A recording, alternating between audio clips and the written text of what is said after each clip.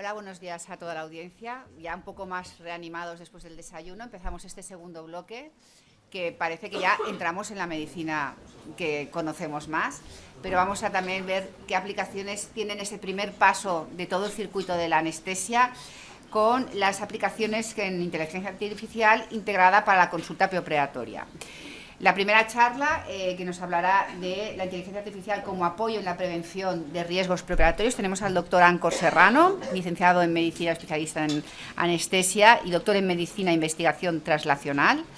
Es investigador principal de múltiples ensayos clínicos, es miembro de la Sociedad Española de Anestesia, la catalana, y coordinador nacional del Grupo de Trabajo del Dolor Neuropático, además de líder en el proyecto AINANE, que es la aplicación de la inteligencia artificial en anestesia. Cuando quieras, doctor.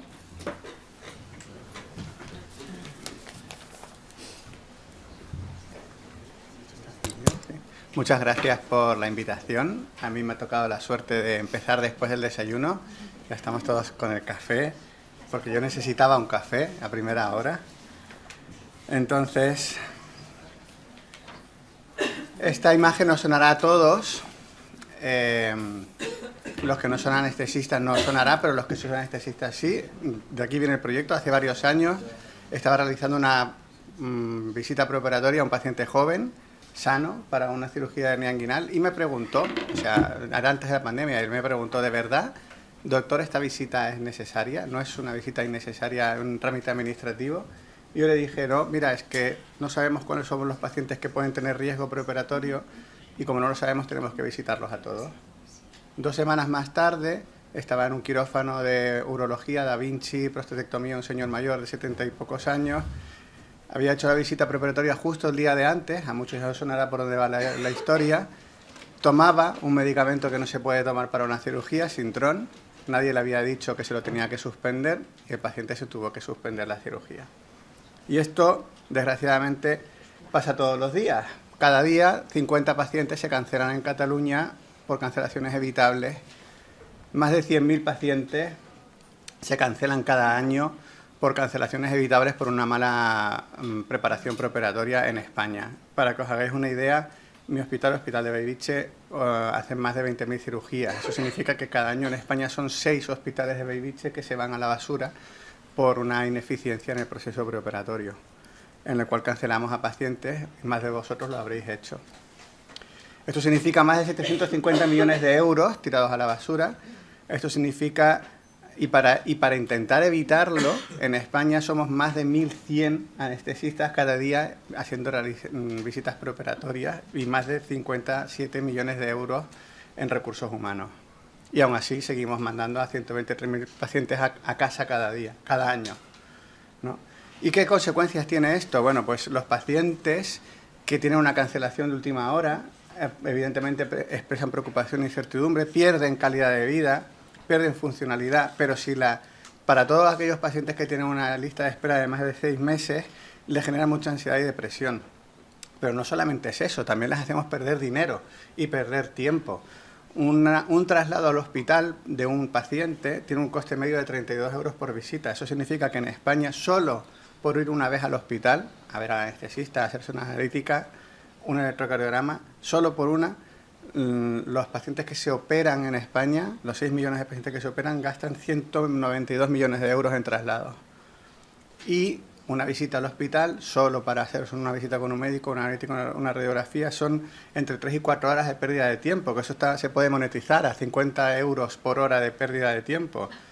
Pues solo en España, ir una vez al hospital significa más de 21 millones de horas de pérdida de tiempo. Esto es oro, eso son más de 1.000 millones de euros perdidos socialmente por ir una vez al hospital. En definitiva, cancelamos a pacientes, a más de 100.000 pacientes, porque no estaban bien preparados para la operación, y esto implica más de 2.000 millones de euros de pérdidas, sumando todas las pérdidas económicas, ¿no? 2 billones de euros en estilos americanos. ¿Y por qué ocurre esto? Bueno, pues ya lo estáis intuyendo, son ineficiencias en el proceso preoperatorio. Hay una falta crónica de personal, todos lo sabemos, pero esto es crónico. Si allá en el 2008 la ANESCAT, que ahora estamos haciendo la nueva ANESCAT, ya decía que había una escasez de recursos humanos, seguimos con una escasez crónica de 10%, ¿vale? Todos sabemos que el preoperatorio es un trabajo muy alto, muy intensivo en recursos humanos. De hecho, entre el 5 y el 7% de los departamentos, los departamentos de anestesia usan entre el 5 y el 7% de su personal e intentar descubrir quiénes son los pacientes de alto riesgo. Y existe lo que se llama un desequilibrio entre oferta y demanda. Hay cada vez más demanda y podemos ofrecer los mismos servicios. No somos más, somos los mismos, ¿no? Hay aumento de complejidad, aumento de la edad, aumento de actividad fuera del quirófano. Cuando sabemos que más del 75% de los pacientes son de bajo riesgo. Y también sabemos que no identificar a los pacientes de alto riesgo tiene sus complicaciones. Aumenta las complicaciones, aumenta la estancia hospitalaria, aumenta la mortalidad y aumenta la estancia en UCI. Entonces, en realidad, esto no es un problema de ineficiencia. Esto es un problema de seguridad clínica, porque el patient journey, al estar interrumpido y las vías preoperatorias son caóticas, esto aumenta el riesgo de los pacientes. Los pacientes que están mal preparados, pero no suficientemente mal preparados para cancelarlos, pero si se operan en malas condiciones y esto aumenta su riesgo quirúrgico, ¿vale? Los pacientes que tienen pruebas duplicadas y dicen, ¿por qué me repiten la analítica? Les genera incertidumbre y les genera desconfianza en el sistema sanitario. Y para evitar todo esto, les hacemos a los pacientes de bajo riesgo, a todo el mundo pruebas. Entonces los pacientes de bajo riesgo se someten a pruebas innecesarias que también les estamos exponiendo a riesgo. En definitiva, los que son anestesistas lo sabrán, esto es que imaginemos que todos vosotros tenéis una cirugía la semana que viene y yo tengo que visitaros para operaros sin saber cuáles seréis pacientes de bajo riesgo o no. Hay un 20% que pueden tener alto riesgo, ¿vale? Pues evidentemente algunos pacientes se enfrentarán a visitas innecesarias, pruebas duplicadas y algunos de vosotros terminarán teniendo una cancelación quirúrgica mañana, pasado mañana, cuando os toque porque no han llegado a tiempo a ser preparados. ¿Y esto cómo se está intentando resolver? Pues con la inteligencia artificial, ¿no? Os voy a dar algunos ejemplos y luego el proyecto en el que yo estoy trabajando. Vale, pues fijaros en la fecha, 2016, ¿vale? Este es un proyecto que salió en Estados Unidos en 2016 para intentar identificar a pacientes de alto riesgo en Estados Unidos. Y ya hablaron en las mesas de antes algunas cosas que iré mencionando ahora, que es muy interesante. Lo terminaron publicando unos años más tarde, en 2019, ¿vale? Pero fijaros en la fuente de los datos, no se puede ver muy bien, pero fijaros en las primeras columnas de la izquierda, ¿no? Lo primero que tienen en cuenta es la raza, lo segundo que tienen en cuenta es quién paga, ¿no? Estados Unidos, ¿vale? Y lo siguiente que tienen en cuenta es el barrio donde viven, ¿vale? Y estos son los datos que imputaron para hacer el algoritmo, el barrio donde viven, ¿no? Si era un barrio pobre, un barrio con afroamericanos, porque eso, pues, para ellos les considera como alto riesgo, pero bueno, ya hemos visto que en la ética esto, pues, igualmente no debería estar, ¿vale? Este otro que se publicó más tarde, que ya os fijáis, 90.000 pacientes, el número de pacientes necesario para poder hacer un algoritmo es muy importante, el número de datos es muy grande, lo que se necesita, 90.000 pacientes. Bueno, pues hizo un algoritmo, pero no pudo, ya lo vimos antes, la explicabilidad, no pudo saber cómo encontraba el riesgo, no lo pudo explicar. Encontramos un riesgo, sabemos cómo se encuentra un riesgo, pero no lo puedo replicar en otros hospitales porque no sabemos exactamente qué pasó. Hay un grupo de Andalucía intentó hacer una cosa un poquito más sencilla, que era un algoritmo muy básico, lo tenéis aquí, en el cual si un paciente tiene más riesgo o menos riesgo, hace una llamada telefónica o no una llamada telefónica. Y luego ha avanzado todo un poquito más y en 2024, esto se hace nada, se publicó un algoritmo de Machine Learning, pero explicable. Ahora veréis lo que significa explicable en medicina, pero fijaros que eran solamente 780 operaciones para entrenado y 200 para validarlo. Es un número bastante justito y poco confiable. La explicabilidad se basa en esto, que es lo que no tenía aquel de las 90.000 cirugías. Si hubiéramos tenido los dos estaría mejor, ¿no? Se basa en decir qué fuerza tiene un dato para la toma de decisiones, ¿no? Y al final, cuando se aplica en un solo paciente, el peso de cada uno de los datos para dar el número. Y ahí tiene la explicabilidad. Nosotros estamos haciendo un proyecto en el Hospital de Bellvitge en el que estamos trabajando ingenieros y anestesiólogos, ¿vale? Para intentar hacer una cosa un poquito diferente, que es lo que se llama en ingeniería un RPA, una automatización de procesos robotizados, o sea, que esté todo automatizado, las tomas de decisiones estén automatizadas. con las fuentes de datos de diferentes, no solamente de la historia clínica, sino también del paciente. ¿Vale? De manera que estamos construyendo, ya se mencionó antes, ¿no?, el MDR, un producto de clase 2A, un software como Medical Device, que sea modular, integrable y que tenga 3 niveles, porque no solo importa el nivel del médico, también importa el nivel del paciente, pero también importa el nivel de la administración, el nivel de la gestión. Entonces tenemos que tener en cuenta los 3 niveles para mejorar el flujo del proceso preoperatorio. Y esto hemos iniciado, aparte de aplicar algoritmos de lenguaje natural, pues hemos aplicado con una red muy compleja de decisiones que se llama ya simbólica, ¿vale? Lo cual nos permite que sea 100% determinista, o sea, siempre los mismos resultados son los mismos inputs, dan los mismos resultados. Al final esto se resuelve en una cosa muy sencilla, recogemos información del paciente, porque hay información que en la historia clínica no está y la tiene que dar el paciente, eso lo sabemos cuando hacemos la entrevista, ¿vale? Y cogemos información de la historia clínica electrónica, se procesa y se le da un reporte para que el médico tome una decisión, eso es un 2A, ¿vale? Entonces, ¿qué hemos convertido el proceso preoperatorio? Pues imaginaos otra vez que os voy a operar, ¿vale? Y tenemos que hacer un proceso, pero ahora tenemos un sistema que nos permite diferenciar aquellos pacientes que son de bajo riesgo de los que son de alto riesgo. De manera que yo podría automáticamente en la mitad de la sala decir, sois de bajo riesgo porque me lo ha dicho un algoritmo de inteligencia artificial, os vais directamente a quirófano y ahora me dedicaré a la otra mitad de la sala a intentar identificar ahí a los de alto riesgo y tendré más tiempo, mejor tiempo, para intentar trabajar con ellos, que son los con los que hay que trabajar para disminuir su riesgo y para que puedan ir al quirófano en las mejores condiciones posibles, ¿vale? En definitiva, esto es sencillo, esto es convertir un sistema ineficiente, centrado en el paciente, mejorando la optimización del workflow, estandarizando las evaluaciones y convirtiendo el proceso en un flujo correcto, ¿no? Ya hemos hecho una prueba de concepto con 31 pacientes, porque 41 no entraron en el dispositivo, 10 no entraron, ¿vale? Con un rendimiento de 100%, o sea, la máquina funciona siempre, con una sensibilidad para bajo riesgo del 90% y un valor predictivo positivo de 100%. Eso significa que cuando dice que es de bajo riesgo, siempre, 100% de las veces es de bajo riesgo, ¿no? Con 0 errores críticos y, muy importante, con una evaluación muy grande por parte de los pacientes de la herramienta, porque en definitiva los pacientes son los que tienen que también estar de acuerdo y trabajar. Hemos trabajado con ellos para poder hacer la herramienta, ¿no? Y otra cosa que también los clínicos nos han dicho es que no solamente estamos dando una evaluación de riesgo, sino estamos dando dominios, el mapa de riesgo. ¿Dónde está el riesgo? El riesgo está en problemas respiratorios, mortalidad a 30 días, el riesgo está en problemas de insuficiencia respiratoria, insuficiencia renal, etcétera, ¿no? Ahora vamos a aumentar el proyecto para hacer una validación clínica, porque esto es el camino regulatorio que nos obliga a la Unión Europea con la ley del MDR para poder tener el marcado CE, ¿vale? Y luego exactamente hacer una evaluación de beneficio clínico y multicéntrico.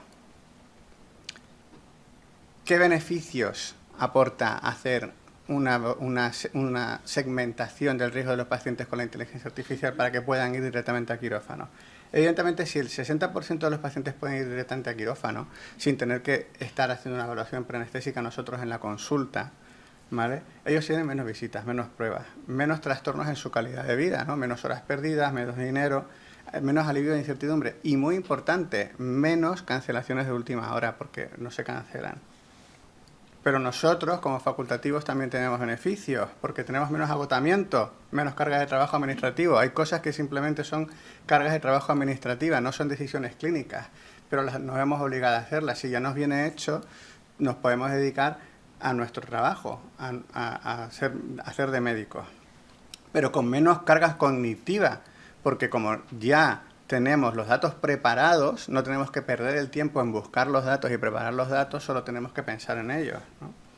Y el sistema sanitario, esto todavía está por demostrar, pero se puede ahorrar dinero y se puede ahorrar tiempo y puede operar más, ¿vale? Entonces puede optimizar mejor los workflows de cirugía, que al final volvemos al punto 1. Se operan más pacientes, se operan en menos tiempo y tenemos un beneficio para los pacientes, ¿vale? Esto no lo estoy haciendo yo solo, esto lo estamos haciendo un equipo de ingenieros y de médicos con una serie de asesores y tenemos pendiente de reclutar a alguien más. Si conocéis a una persona experta en regulación, pues bienvenido al equipo, estamos buscando. Y evidentemente no lo podemos hacer sin dinero, ¿no? Si no hay gente que financia estas cosas, siempre hay que agradecer a todos los que nos están financiando. Y si queréis participar, también estoy dispuesto a hablar con vosotros para poder hablar más adelante de participar en el proyecto. Muchas gracias.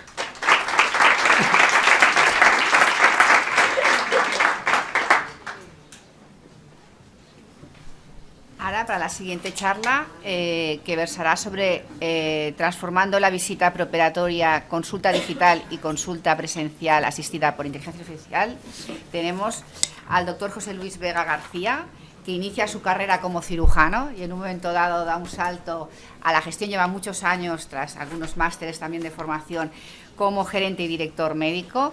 Actualmente es el gerente y director médico del Campus Quirón Salud Badalona y director territorial asistencial de Barcelona, y nos va a explicar un modelo que se está empezando a implantar en nuestro grupo Quirón. Cuando quiera. Muchas gracias. Gracias al comité organizador por haberme invitado a esta jornada.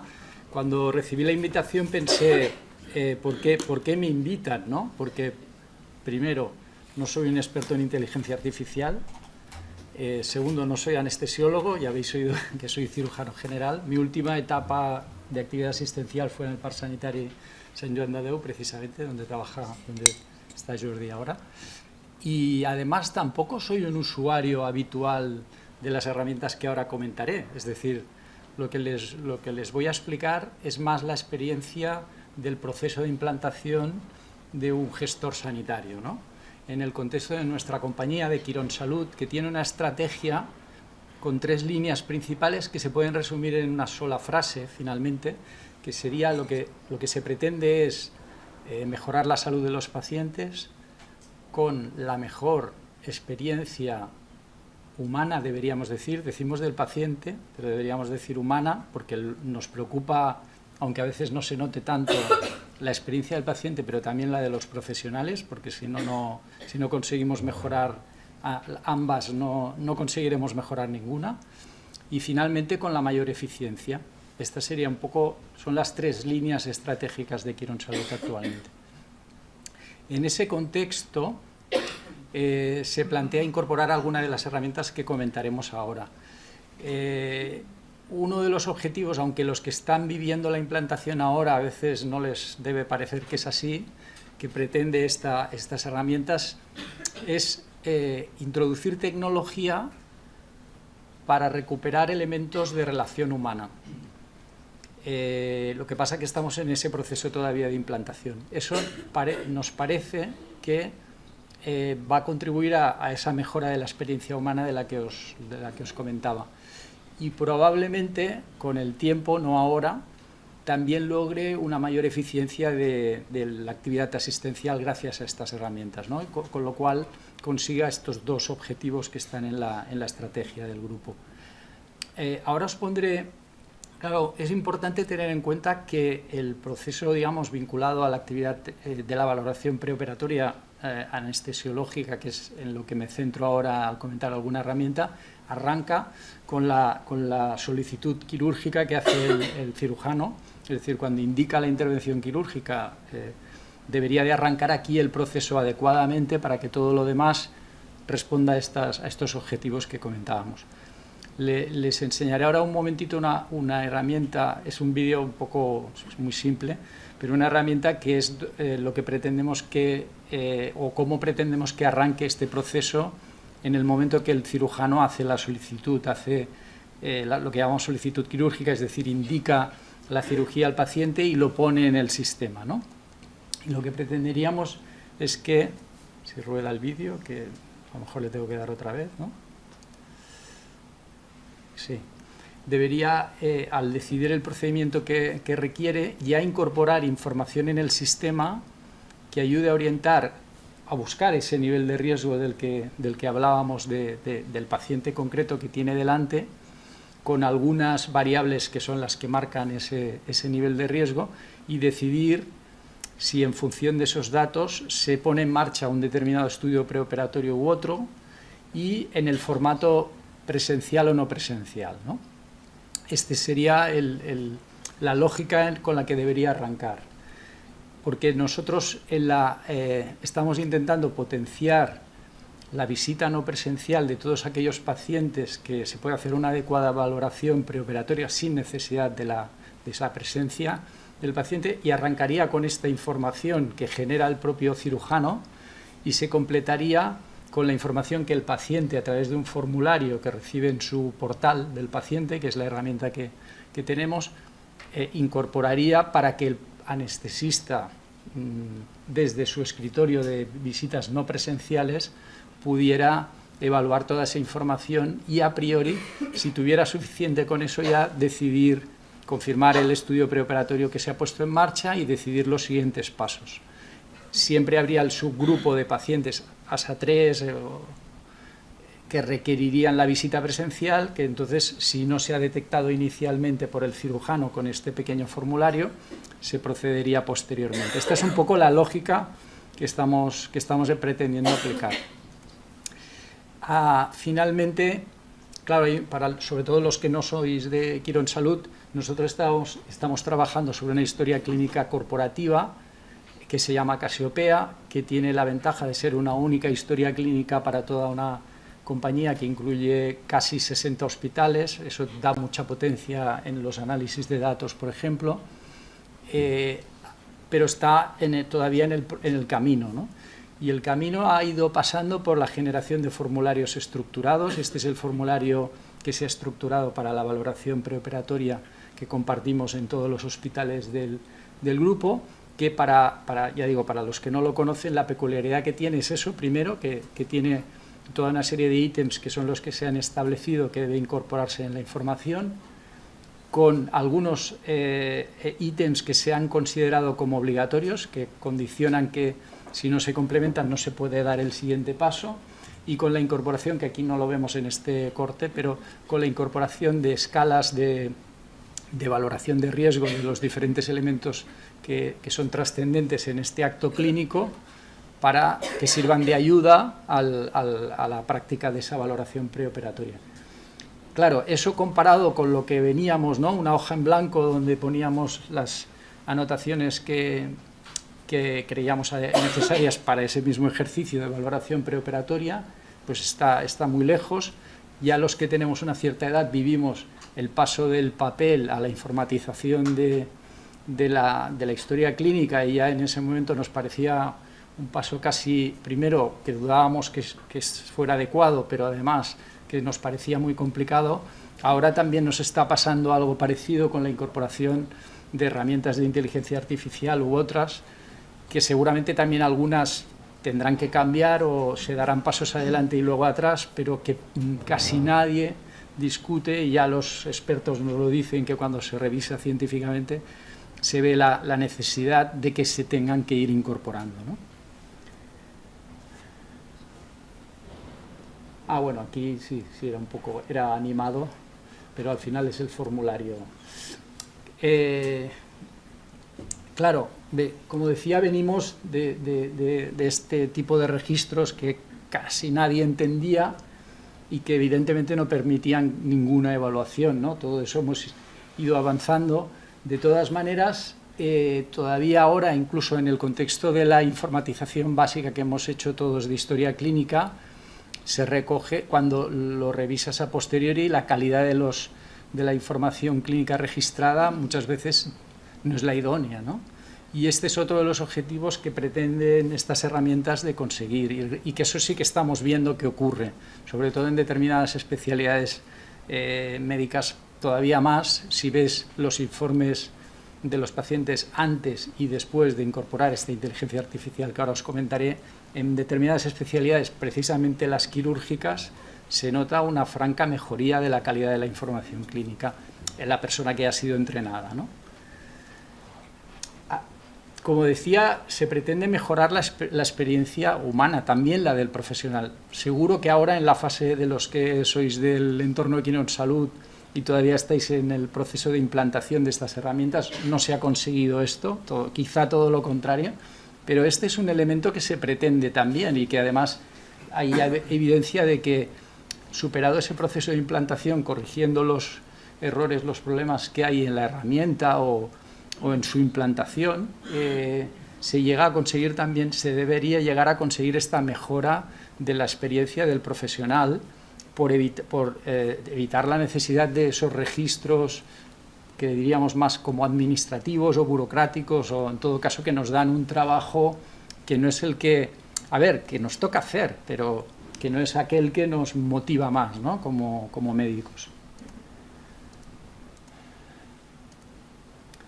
Entonces, entrando un poquito más en el detalle de las herramientas que hemos implantado de inteligencia, la que comentaré es una inteligencia artificial ambiental, que lo que quiere decir es que al final lo que hace es recoger la información que intercambian médico y paciente e introducirla en un formulario estructurado, permitiendo ahorrar esa tarea al médico, ¿no?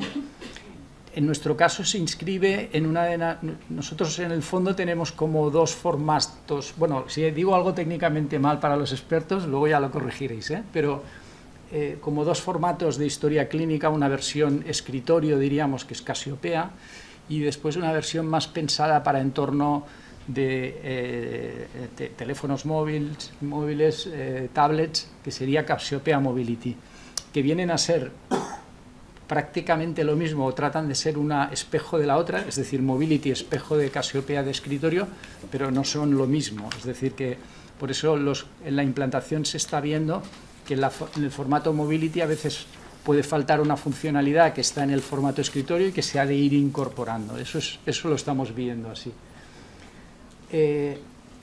Este formato de Casiopea Mobility nos permite la integración, espero que el término también sea correcto, de Scribe, que es un producto que no es de Quirónsalud, pero lo que sí que es de Quirónsalud, digamos, es la integración entre Scribe, esta inteligencia artificial, y nuestra historia clínica electrónica, que lo que hace es...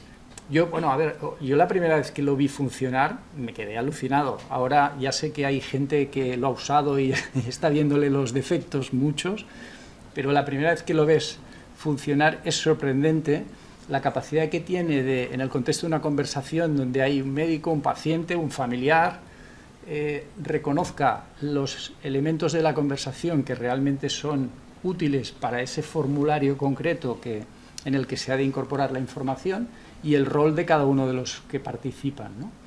De manera que al final, si todo funciona bien, queda incorporado en los diferentes ítems del formulario que toque, porque tiene una integración propia para cada tipología de formulario, en este caso el de valoración preanestésica, aquella información que ha habido en el ambiente que se corresponde con cada uno de esos ítems, ¿no? De manera que al final también, y eso es una lógica de nuestra historia clínica electrónica, podría proponerle al médico en función del diagnóstico algunas actuaciones posteriores. Esto en el entorno de anestesiología aún no lo tenemos en marcha, pero sí en muchas otras especialidades, de manera que le proponga pruebas o visitas o una rutina de visitas para hacer el seguimiento de esa patología, buscando también la estandarización, ¿no? Esta sería un poquito la lógica de Scribe. Este sería el marco de estructura de una consulta con la incorporación de esta tecnología, de manera que pasa a ser central en este momento, porque estos son los detalles de cómo está ahora y ya veremos cómo acaba en el futuro, ¿no? Pero sería esta tablet, que sería la herramienta donde se iría registrando esa conversación entre médico y paciente, incorporando esa información posteriormente en el formulario, ¿no? Repasando lo que hemos comentado, en nuestra estructura, lo que hace es graba, transcribe y analiza la conversación entre médico y paciente, pero con la intención de generar un registro, que ese registro, esa transcripción, digamos, es la que queda realmente en la memoria, ¿no? Utilizando los términos que decíais. Por tanto, pasado un tiempo, aproximadamente 4 horas, según nos han dicho, esa información original que ha generado la transcripción desaparece. Y por tanto ya no está en ningún sitio. Y lo único que queda es lo que se ha transcrito. Al médico le ayudaría a incorporando, el paciente está hablando, explicando sus antecedentes, y los antecedentes, que en nuestro caso es un formulario, quedan incorporados directamente al formulario sin necesidad de que el médico haga ninguna actuación.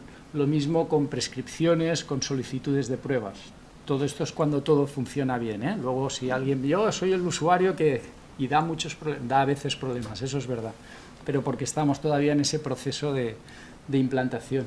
Pero todo eso lo permitiría llegar a hacer, y finalmente cuando se han generado todos los registros, el médico, y eso es necesario, revisa y valida esa información, ¿eh? Otro de los elementos que han salido en la charla no es que se genere ahí una información sin más, ha de ser finalmente el médico el que la dé por válida, modifique lo que corresponda y la deje ya, por tanto, registrada en la historia del paciente. Ya ponemos aquí, sin duda, en muchas especialidades, sobre todo las quirúrgicas, hay una mejoría de la calidad de los informes, y bastantes especialistas quirúrgicos en los centros que ya han hecho un poco, superado la primera etapa del proceso de aprendizaje, están bastante contentos. Es decir, los más críticos o los más descontentos a lo mejor son los que están levantando más la mano, y ya va bien porque ponen sobre la mesa algunos elementos que hay que mejorar, pero hay bastante gente un poquito más callada que está bastante contenta con la ayuda que está recibiendo con esta herramienta, ¿no?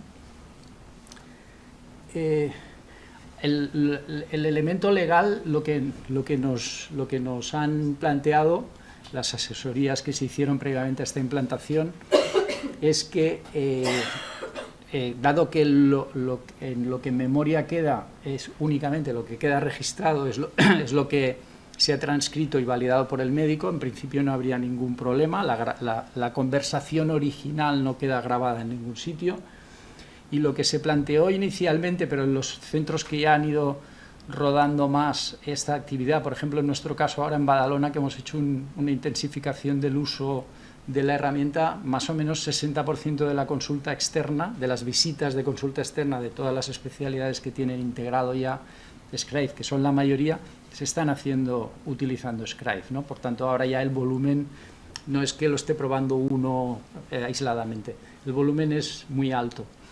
Entonces, en ese contexto, lo que se hizo originalmente, que es decir que a los pacientes al entrar en la consulta había que darles esta orientación de que se iba a hacer este proceso, yo estoy convencido de que ya no se está haciendo sistemáticamente, y además sin generar ningún conflicto.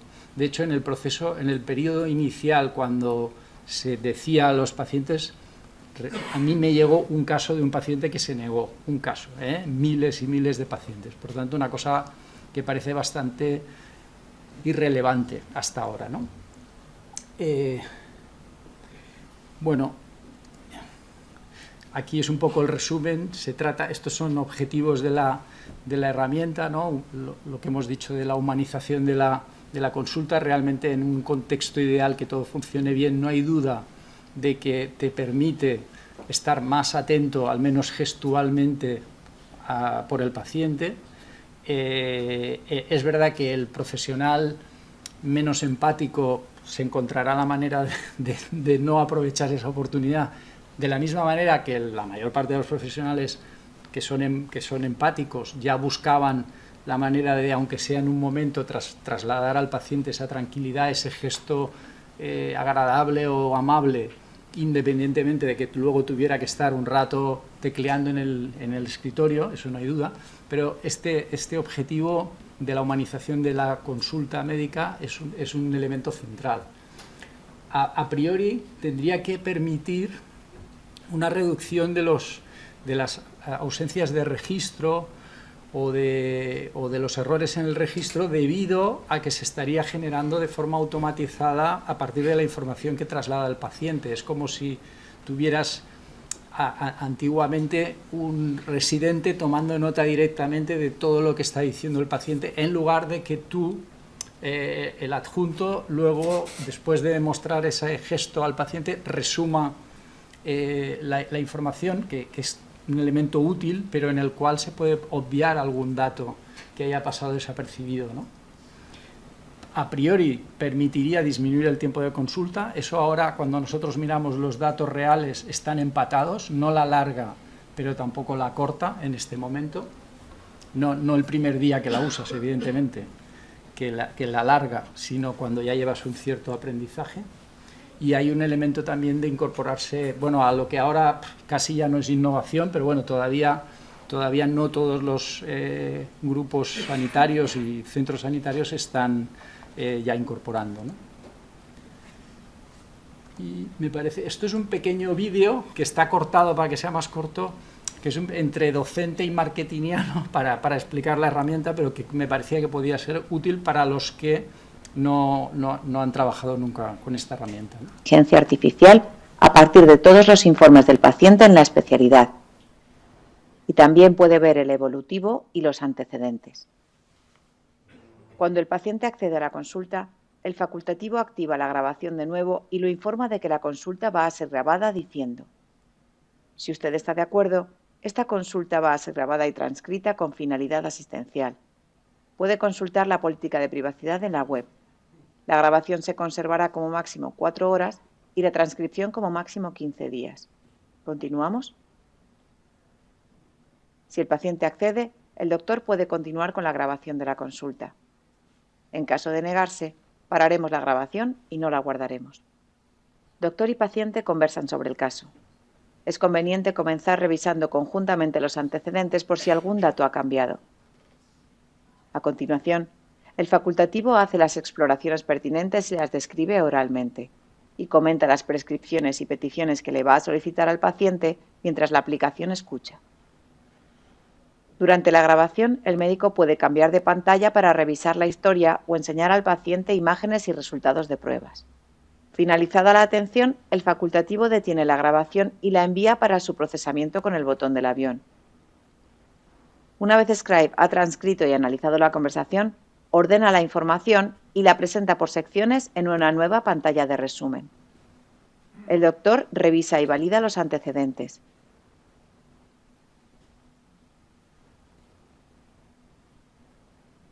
Confirma las peticiones y las prescripciones, pudiendo añadir, cambiar o eliminar todo aquello que considere.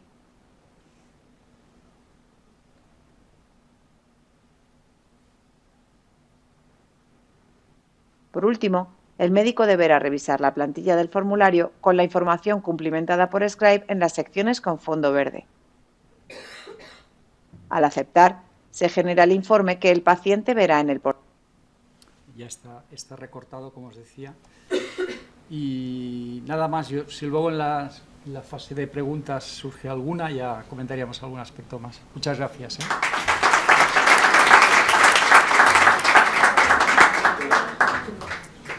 Para acabar esta mesa tenemos a la doctora Ana Cristina Oliveira, que es licenciada en Ciencia Biomédica. Ha tenido una trayectoria hospitalaria sobre todo a nivel del campo de trombosis y hemostasia, y luego actualmente está en la industria sobre todo el soporte de hemostasia y en el diagnóstico in vitro en el campo de la hemostasia y de la trombosis. Cuando quieras. Vale, pues buenos días a todos. Antes de nada, agradecer la invitación para estar aquí presente y también pediros disculpas de antemano porque va a ser una sesión de portuñol, ¿vale? Entonces, ya os pido disculpas por eso. Bueno, entonces, como ya se comentó aquí antes, los estudios preoperatorios son un pilar base y fundamental para la seguridad del paciente. Y claro, cuando hablamos de estudios preoperatorios, es imposible no pensar en los estudios de coagulación y las famosas cefalinas. Entonces, los estudios de coagulación que incorporan los preoperatorios tienen como principal objetivo identificar sobre todo pacientes con riesgo de sangrado para luego poder hacer un correcto manejo de este tipo de pacientes.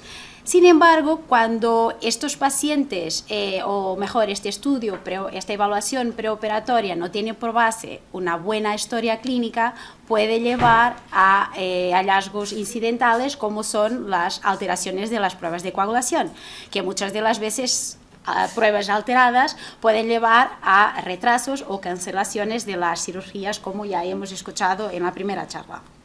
Por lo tanto, yo empiezo mi charla por este drama. El drama de las cefalinas y el drama de los tiempos de coagulación alargados en los estudios preoperatorios. Bueno, entonces, preparando esta charla, me he dado cuenta que dos estudios, un italiano y otro japonés, dos cortes con Ns totalmente distintas. Ya pueden ver que en Italia usaron 1.400 pacientes, mientras en Japón han usado 10.000 pacientes, pero ambos demostraron que tienen cifras idénticas, en Italia 5,3, en Japón 6,8, de prevalencia de TTPAs alargados, o sea, cefalinas alargadas en los estudios preoperatorios. Bueno, ¿cuáles son las causas de estos TTPAs alargados que identificaron estos autores? Pues las causas son multifactoriales. Y lo importante de identificar las causas es que ni todas las causas del alargamiento de estos tiempos de coagulación son derivadas a factores que influyen en la tendencia hemorrágica del paciente. Al revés. La causa más frecuente encontrada, y que es de consenso científico, la causa más frecuente de alargamiento de las cefalinas es la presencia del anticoagulante lúpico o de un anticoagulante tipo lupus, ¿vale? Que paradójicamente este anticoagulante, este anticuerpo, está asociado a una tendencia trombótica y no hemorrágica, pero in vitro, en las pruebas de coagulación, alarga los tiempos y pues asusta a los clínicos.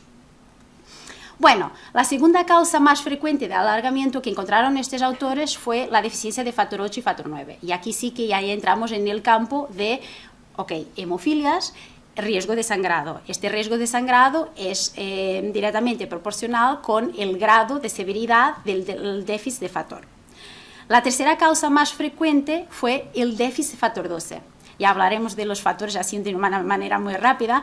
El déficit de factor 12 ha sido la tercera causa más frecuente de alargamiento de los tiempos de cefalina, pero curiosamente el factor 12, aunque está asociado a tiempos de cefalina bastante largos, o sea, superior a 46 segundos, el déficit de factor 12 no está asociado a una predisposición hemorrágica, al revés. El déficit de factor 12, ya veremos más adelante, está asociado a una predisposición trombótica.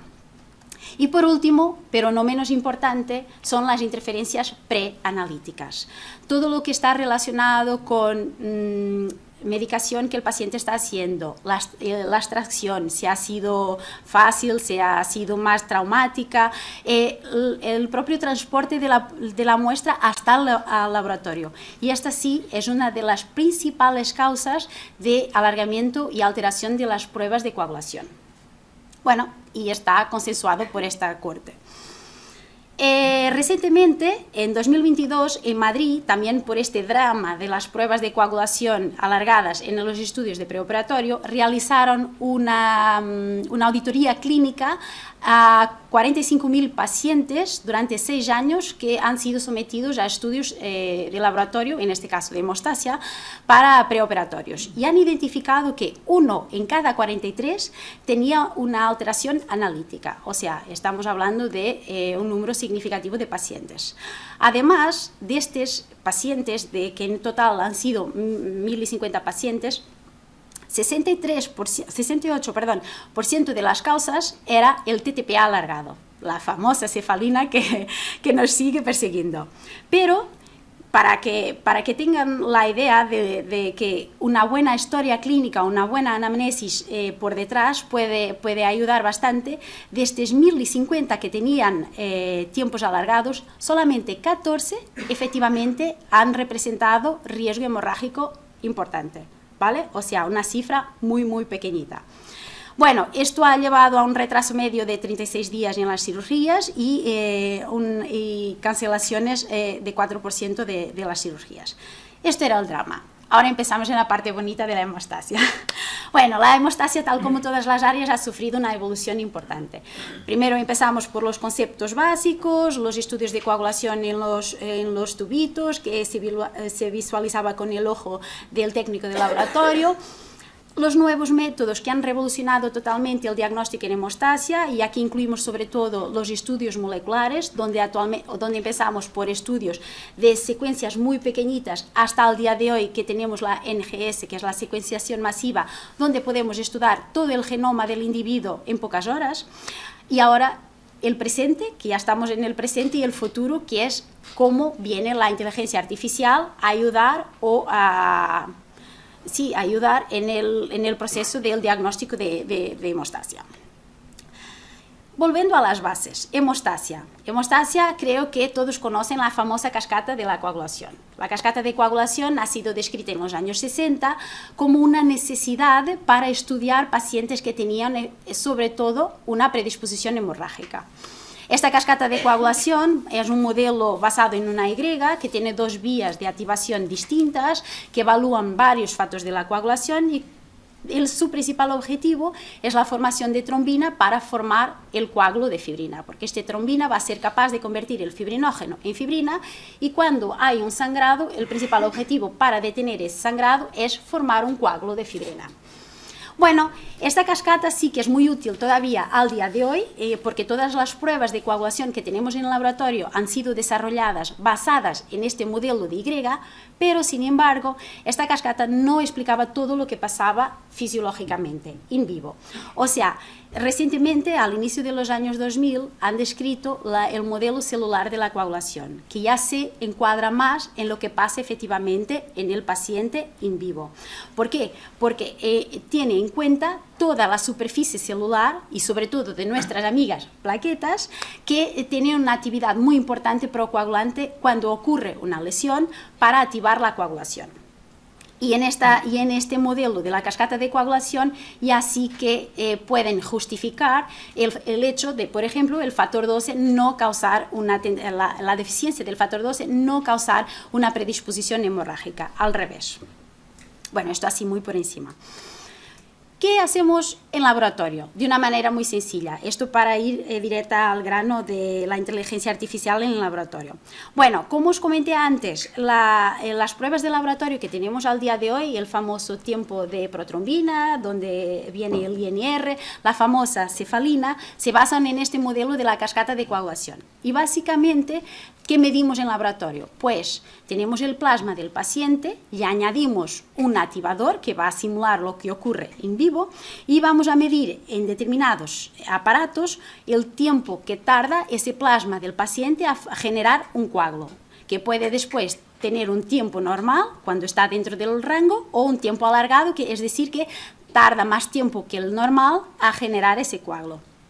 Entonces, básicamente, ¿cuáles son las pruebas principales que usamos en el preoperatorio? El tiempo de tromboplastina parcial activado, que es el tiempo de cefalina, que va a evaluar uno de los brazos de esa cascada de coagulación, llamada la vía intrínseca. Después tenemos el tiempo de protrombina, que va a evaluar el otro brazo de la coagulación, y es el tiempo que nos permite hacer la monitorización, por ejemplo, de la anticoagulación con warfarina. Y después tenemos la fase final, que también es, por ejemplo, el fibrinógeno, que lo cuantificamos siempre en los estudios preoperatorios. Bueno, esto es básicamente lo que ocurre en el laboratorio dentro del aparato. Nosotros tenemos el plasma del paciente donde están todos los factores y queremos evaluar o una vía, en este caso la vía extrínseca, la vía de la protrombina, que es muy útil, como ya comenté, para monitorizar el tratamiento con warfarina, o entonces la vía intrínseca de la coagulación, el tiempo de cefalina, que nos va a permitir evaluar la otra vía de la coagulación. Y es esta vía que nos da, sobre todo, muchos problemas en los preoperatorios, porque habitualmente el TP, el tiempo de protrombina, tenemos la información si el paciente está anticoagulado o no, o en principio deberíamos tener, y por lo tanto si tenemos un tiempo de protrombina o un INR aumentado, en principio estará encuadrado en el contexto clínico del paciente. Pero el tiempo de cefalina es un tiempo que es muy susceptible a interferentes, y hay muchas veces que lo tenemos alargado y la causa no está identificada, ¿vale? Aquí el principal objetivo es intentar buscar una herramienta que nos ayude a descartar las causas de alargamiento del TTPA o de la cefalina que estén asociadas al sangrado, porque al final son estos tipos de casos que nos interesan para un preoperatorio. Y aquí entra otro concepto, que son las curvas de reacción. O sea, en el laboratorio, cuando nosotros simulamos in vitro la generación del coágulo de fibrina del paciente, todo esto se traduce en una gráfica que el propio equipo, el propio analizador nos da. Esta gráfica, que es esta gráfica que os aparece aquí abajo, básicamente demuestra toda la dinámica de generación del coágulo de fibrina del paciente. Nosotros lo que tenemos en los tiempos de coagulación es el tiempo que el paciente tarda a generar un coágulo de fibrina, pero no es un coágulo de fibrina estable. Son las primeras mallas de fibrina, por concepto. Entonces es ese tiempo en segundos, 30 segundos de la cefalina. Pero a partir del momento que la gráfica, que el equipo nos da ese tiempo, existe todo un proceso dinámico de la coagulación que el coágulo sigue formando y después la inhibición del coágulo, ¿vale? Y esa dinámica no se refleja en el número del tiempo de coagulación, ¿vale? Pero esta información consta en este gráfico, ¿vale? Entonces, estas gráficas de reacción durante muchos años han sido olvidadas y desde el inicio de los años 2000 los japoneses ya le han buscado el encanto y las primeras publicaciones han sido como herramientas de predicción en pacientes que tenían infecciones graves y han usado estas gráficas, un modelo que las gráficas presentaban, o sea, un formato que la forma de las gráficas se relacionaba con pacientes con SID, con coagulación intravascular diseminada. Y a partir de ahí empezó el creciente interés del análisis de las gráficas, que al final, me pueden preguntar, Ana Cristina, que estas gráficas al final, estas gráficas representan la dinámica de formación del coágulo del paciente y por lo tanto nos pueden aportar mucha información. Entonces, desde el inicio de los años 2000 sí que se ha observado un creciente interés en el análisis de estas gráficas en una serie de escenarios clínicos, tanto hemorrágicos como trombóticos. Bueno, hacemos aquí una pausa en las gráficas y vamos a ver cómo es que al día de hoy está evolucionando la inteligencia artificial en la área de la trombosis y hemostasia. Pues os traigo aquí un artículo que fue publicado al final del año pasado, de 25, que hice una revisión narrativa de 84 estudios publicados hasta 2025 y han identificado 6 campos principales de cómo la inteligencia artificial ya puede ser útil en el campo de la trombosis y la hemostasia.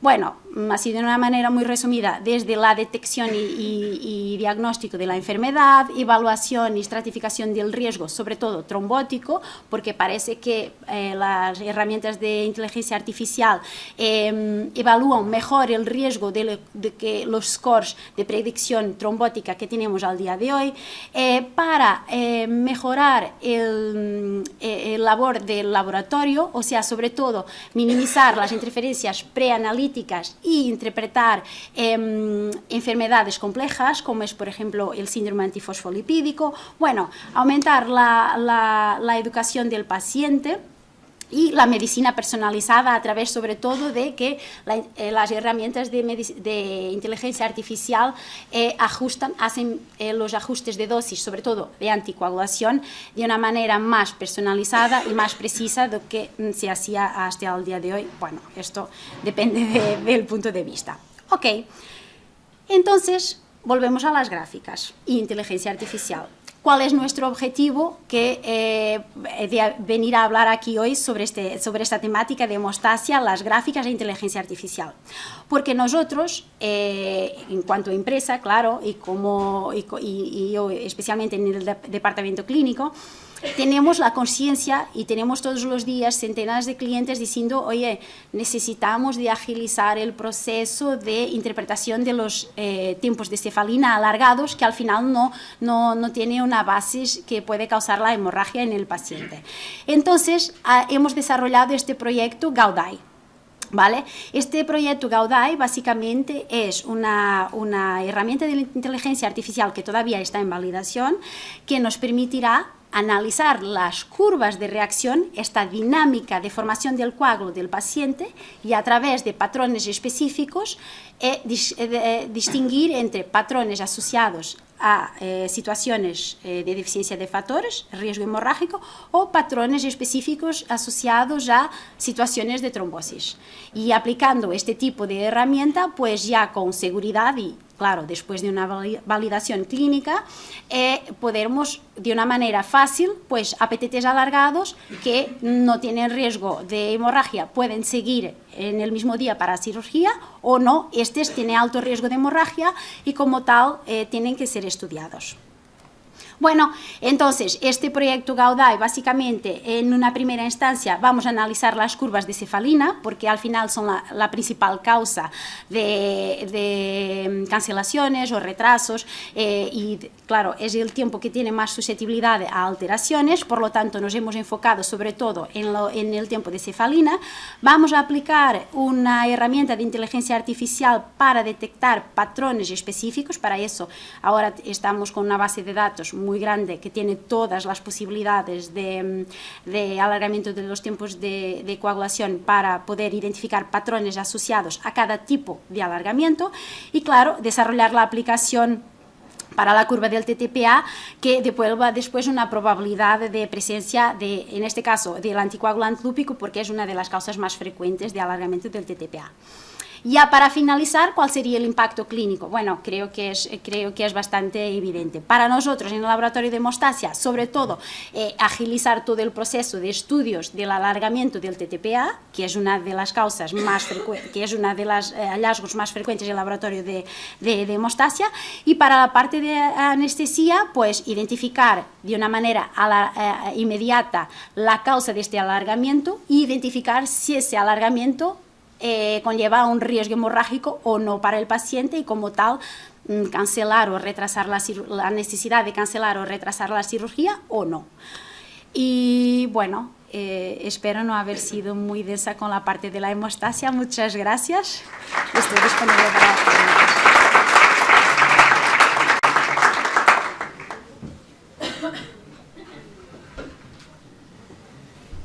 Muy bien, pues si alguien de la audiencia tiene preguntas para los ponentes.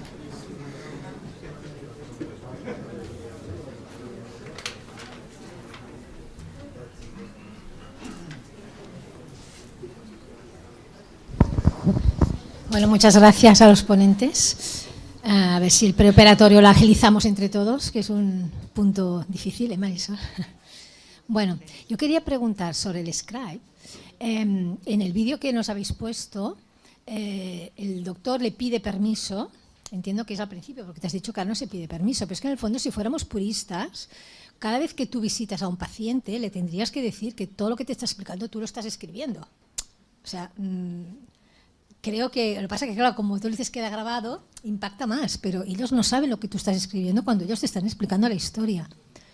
Entonces, no sé legalmente, bueno, si ahora realmente se tiene que decir, ¿te voy a grabar o no? Sí, así es como empezamos. Y fijaos que hay una diapositiva que lo he pasado rápido donde ya se ponía con interrogantes si eso en realidad era necesario en el futuro.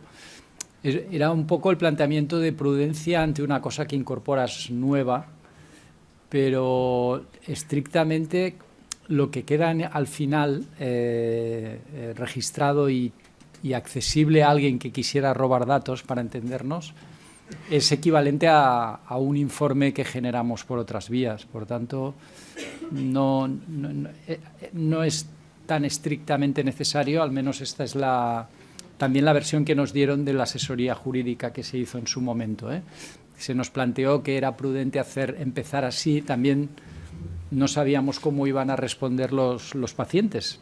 Podía pasar que este caso que os he dicho yo, que ha sido excepcional, hubiera sido más frecuente, de temor a que, dado que habías incorporado ahí una herramienta de inteligencia artificial que ves a saber a dónde se lleva esa información, pudiera haber más reticencia que no se ha dado.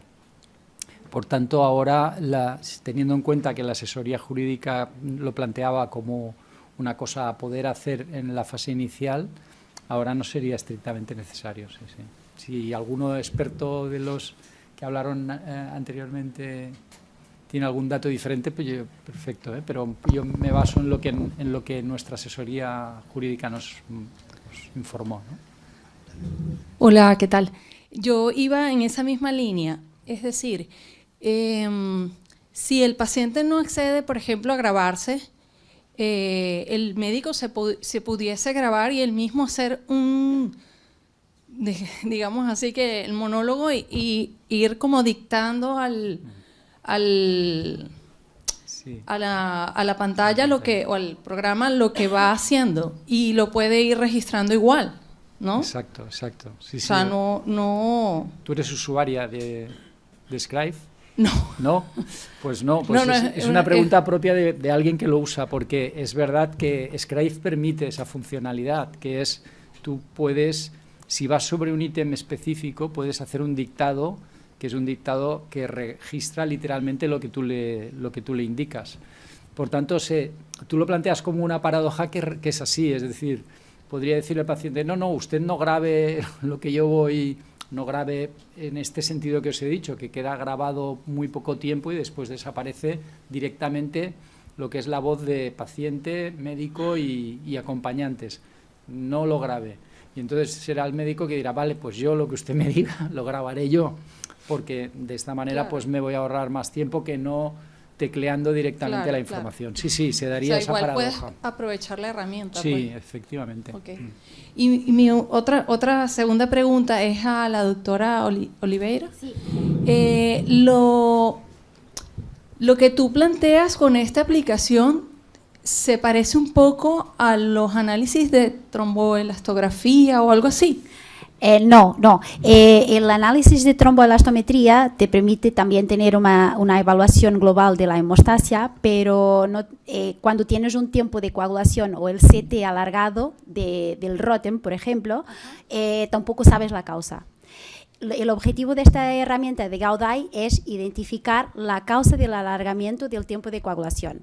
¿Vale? Aunque la curva de reacción también te da una visión global de toda la dinámica de formación del coágulo del paciente, te aportan informaciones distintas, ¿vale? Por ejemplo, los tests viscoelásticos son muy buenos también a nivel de la fase final de la coagulación para identificar situaciones de hiperfibrinólisis.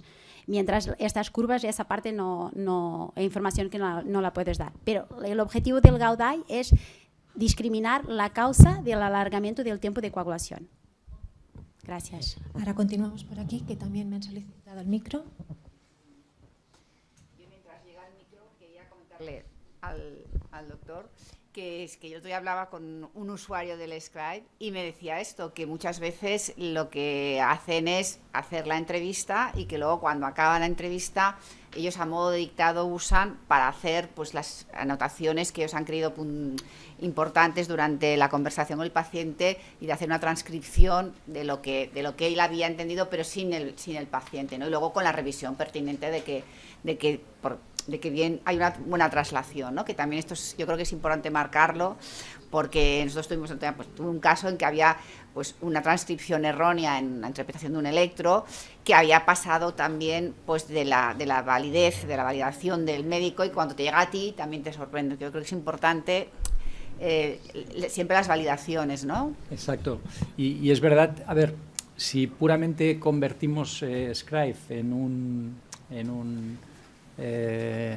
lector, bueno, no sería lector, ahora no me sale la palabra, pero un registro que registre, nos sirva para registrar, trasladar a escrito las palabras directas del médico como si fuera un dictáfono, lo empobreceríamos, ¿no?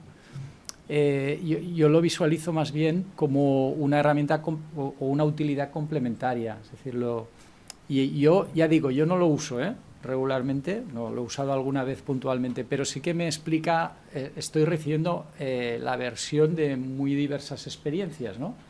Y entonces, por ejemplo, hay algunos especialistas, sobre todo especialidades médicas, algunas de las complejas, con interrogatorio complejo, que lo que les ocurre es que les parece a ellos que les empobrece, por ejemplo, la anamnesis. Al tratar de traducirla en terminología, que entonces, paréntesis, no olvidemos que nuestros registros son para el paciente, que nos parece a lo mejor que un registro nos puede parecer un poco coloquial, porque a veces Scribe hace un lenguaje, utiliza un lenguaje médico, pero a veces mezcla alguna terminología un poquito más coloquial, pero que facilita la comprensión por parte del paciente de ese informe que ha generado el médico, que es verdad que es para que el médico luego lo utilice o otros compañeros, pero muy importante para que el paciente tenga esa información. Pero hay especialistas de especialidades médicas que ven este problema, ¿no? Que a veces les parece que empobrece algo el redactador y dicen, no, es que yo veo lo que ha escrito Scribe y no parece que sea mío ese paciente porque esa redacción no es la que yo utilizo.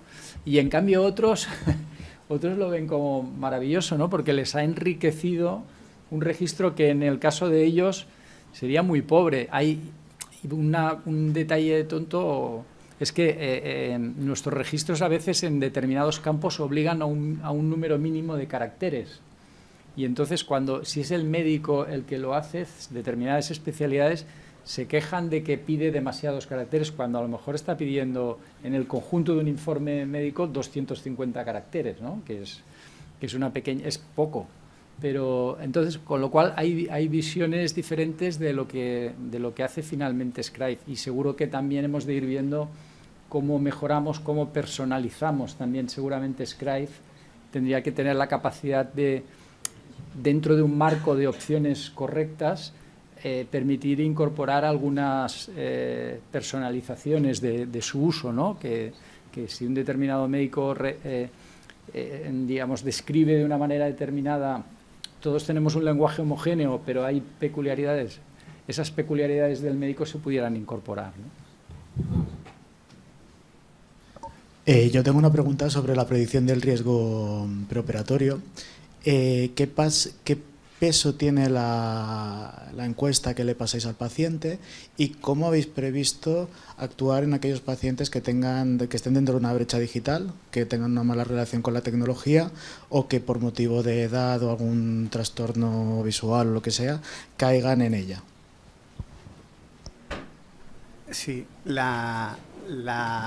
esto es una alternativa, no es el paciente incluso sin brecha digital siempre tiene derecho, porque tiene el derecho, le asiste eso de decir que quiere pasar por un preoperatorio ortodoxo, llamémosle, de ir al hospital y de visitarse personalmente por el médico o una llamada telefónica, el circuito que tenga el circuito hospital hecho. Por lo tanto, esto es una alternativa para todos aquellos pacientes que pueden servir esta alternativa, con lo cual la brecha digital ya está solventada por ahí. La primera pregunta, el peso de la encuesta, la herramienta usa todas las fuentes de datos posibles, que es lo importante, todas las fuentes de datos posibles para contrastar.